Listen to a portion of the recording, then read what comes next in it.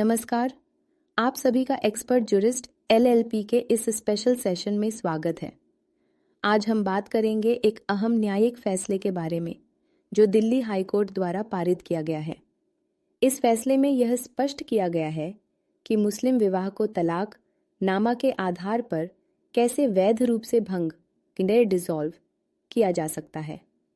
सबसे पहले हम जिस केस का जिक्र कर रहे हैं उसका नाम है मसूरूर अहमद वर्सेस राज्य दिल्ली। यह केस भले ही कुछ साल पुराना हो, लेकिन आज भी अदालतों के लिए एक महत्वपूर्ण मिसाल प्रेसिडेंट की तरह काम करता है, खासकर तब जब मुस्लिम पर्सनल लॉ के तहत तलाक से जुड़े विवाद सामने आते हैं। अब बात करते हैं तलाकनामा की। मुस्लिम पर्सनल लॉ के अनुसार जब पति तलाक प्रोनाउंस करता है तो उसे रिकॉर्ड करने वाले दस्तावेज को तलाकनामा कहते हैं। लेकिन हमारे भारतीय न्यायतंत्र ने बार बार यह कहा है कि सिर्फ एक दस्तावेज तैयार कर लेने से तलाक वैध नहीं हो जाता। इसके लिए कुछ ज़रूरी प्रक्रियाएं, प्रोसीजरल सेफगार्ड्स अपनानी होती हैं, जैसे कि पति पत्नी के बीच सुलह रिकन्सिलिएशन के प्रयास, उचित सूचना नोटिस और दोनों पक्षों को अपनी बात रखने का मौका मिलना। दिल्ली हाई कोर्ट ने इस मामले में कुछ महत्वपूर्ण बिंदुओं पर जोर दिया है। प्रॉपर प्रोसीजर, तलाक प्रोनाउंस करने से पहले सुलह का प्रयास होना चाहिए, यानी पति पत्नी को आपसी मतभेद सुलझाने का मौका दिया जाए और अगर वह सफल न हो तभी तलाक की ओर आगे बढ़ा जाए।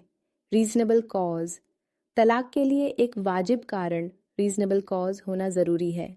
किसी भी तरह की जल्दबाजी या मनमाने ढंग से लिया गया फैसला कोर्ट में मान्य नहीं होगा। नोटिस एंड कम्युनिकेशन, तलाकनामा तरफा ढंग से जारी नहीं होना चाहिए। पत्नी को इसकी जानकारी और जवाब देने का अधिकार होना चाहिए। यदि पत्नी को बिना सूचना दिए तलाक दिया गया है तो वह अमान्य घोषित किया जा सकता है। डॉक्यूमेंटेशन एंड लीगैलिटी, भले ही यह मुस्लिम पर्सनल लॉ का मामला है, लेकिन तलाक को कानूनी रूप से मान्य होने के लिए संविधान के मूल सिद्धांतों का पालन करना होगा। तलाकनामा ठीक से ड्राफ्ट, साइन और सर्व किया जाना चाहिए।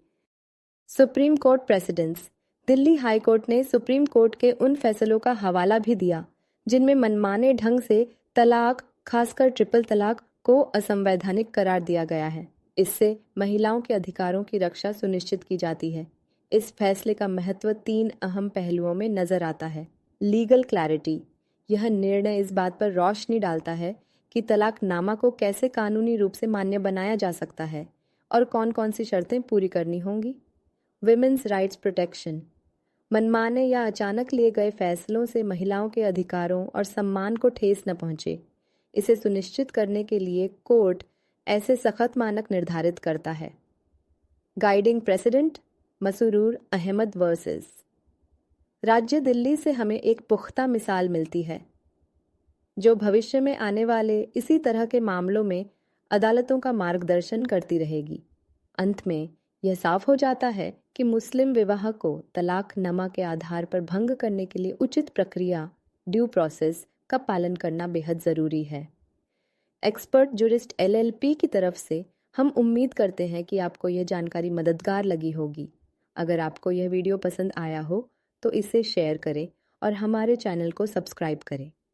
याद रहे, किसी भी विशेष कानूनी सलाह के लिए हमेशा किसी योग्य वकील से परामर्श लेना सबसे अच्छा होता है।